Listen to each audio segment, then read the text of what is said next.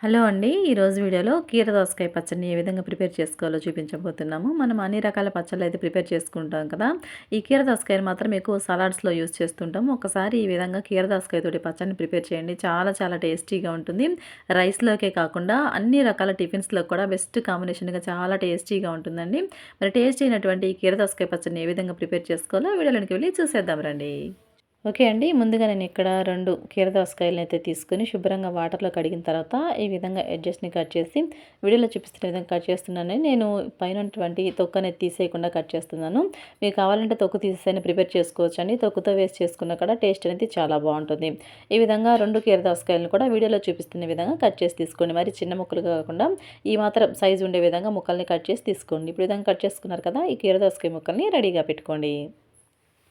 ఇప్పుడు gas on చేసి stove పై pan పెట్టుకొని అందులోనికి 1 టేబుల్ స్పూన్ వరకు పల్లీలని, అలాగే 1 టేబుల్ స్పూన్ వరకు పచ్చిశనగపప్పుని, 1 టేబుల్ స్పూన్ వరకు మినపప్పుని వేసుకొని లో ఫ్లేమ్ మీద ఈ మూడిటిని ఒకసారి ఈ విధంగా 1 నిమిషం పాటు లైట్‌గా కలర్ చేంజ్ అయ్యేంత వరకు వేయించుకోండి.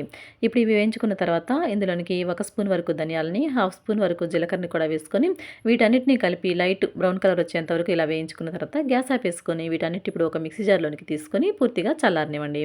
మళ్ళీ ఇప్పుడు గ్యాస్ ఆన్ చేసి స్టవ్ పై ఇదే ప్యాన్ పెట్టుకొని అందులోనికి 1 స్పూన్ వరకు ఆయిల్ వేసుకొని ఆయిల్ కాగిన తర్వాత నేనైతే ఇక్కడ ఒక 15 వరకు పచ్చిమిరపకాయలని వేసుకున్నానండి. మీరు మీ స్పైసీకి తగినట్లుగా మీరు తీసుకున్న మిర్చీల కారాన్ని బట్టి పచ్చిమిర్చిని వేసుకోవచ్చు.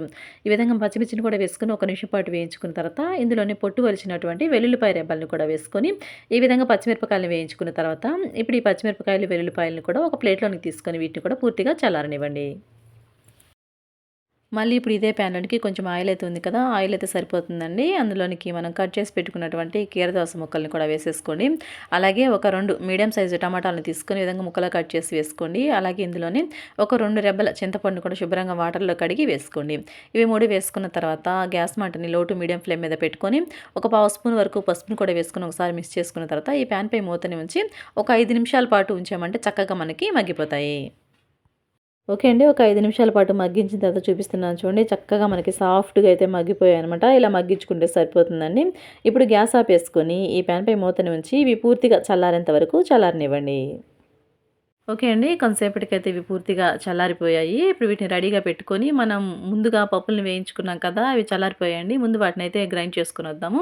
ఈ విధంగా అయితే వాటిని ఒకసారి పొడి చేసి తీసుకొచ్చిన తర్వాత ఇప్పుడు ఇందులోనికి మనం వేయించి చల్లారబెట్టుకున్నటువంటి పచ్చిమిర్చి, వెల్లుల్లిపాయలు కూడా వేసుకోండి. అలాగే కీర దోస, టమాటాలను కూడా వేసుకొని ఇందులోనే రుచికి తగ్గట్టు ఉప్పుని కూడా వేసుకొని ఒకసారి వీటిని కోర్స్‌గా గ్రైండ్ చేసి తీసుకోనండి. మరీ మెత్తగా కాకుండా కొంచెం కచ్చాపచ్చాగా ఉండే విధంగా ఇలా గ్రైండ్ చేసి తీసుకొచ్చారంటే పచ్చడి మనకి తినడానికి చాలా బావుంటుందండి. ఇప్పుడు ఈ పచ్చడికి మనం తాలింపుని వేసుకుందాం. మళ్ళీ గ్యాస్ ఆన్ చేసి స్టవ్ పై ప్యాన్ పెట్టుకొని అందులోనికి 1 స్పూన్ వరకు ఆయిల్ వేసుకొని ఆయిల్ బాగా హీట్ అయిన తర్వాత ఒక పావు స్పూన్ వరకు శనగపప్పుని, అలాగే మినపప్పుని, ఆవాల్ని, జీలకర్రని వేసుకొని ఇవి కొంచెం చిటపటమన్న తర్వాత ఇప్పుడు ఇందులోని ఒక 3, 4 ఎండుమిరపకాయలని కూడా వేసుకోండి. అలాగే 2 రెబ్బల కరివేపాకు కూడా వేసుకున్న తర్వాత ఒక పావు స్పూన్ వరకు ఇంగుని కూడా వేసుకోండి. ఇంగు ఫ్లేవర్ అనేది చాలా బావుంటుందండి. మంచి ఫ్లేవర్ ఉంటుందనమాట. ఇలా తాలింపు దోరగా వేయించుకున్న తర్వాత గ్యాస్ ఆపేసుకొని ఇప్పుడు ఈ ప్యాన్‌లోకి మనం గ్రైండ్ చేసి పెట్టుకున్నటువంటి పచ్చడిని వేసుకొని మిక్స్ చేసుకున్నామంటే మనకి టేస్టీ అయినటువంటి కీర దోసకాయ పచ్చడి రెడీ. ఓకే అండి. చూసారు కదా! కీర దోసకాయ పచ్చడిని ఏ విధంగా ప్రిపేర్ చేసుకున్నామో. ఈ పచ్చడి రైస్‌లోకి, టిఫిన్స్‌లోకి టేస్టీగా ఉండడమే కాకుండా సమ్మర్‌లో మనం ఈ పచ్చడిని ప్రిపేర్ చేసుకున్నామంటే ఒంటికి చలువ కూడా చేస్తుంది. ఓకే అండి. ఈ వీడియో కనుక నచ్చినట్లయితే వీడియోకి ఒక లైక్ చేసి ఇటువంటి మరిన్ని వీడియోస్ కోసం మన ఛానెల్‌ని సబ్స్క్రైబ్ చేసుకొని పక్కన బెల్ సింబల్‌ని క్లిక్ చేయండి. Thanks for watching our video.